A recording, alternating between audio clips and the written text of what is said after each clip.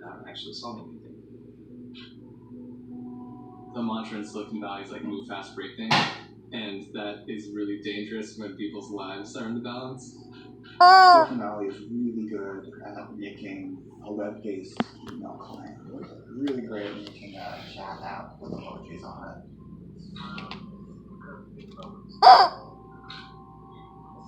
But Silicon Valley is trying to do things where people's lives are on the line. Trying to make autonomous vehicles.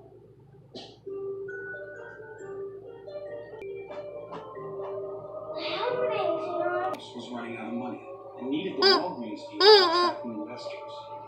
So Elizabeth sold Walgreens and stopped.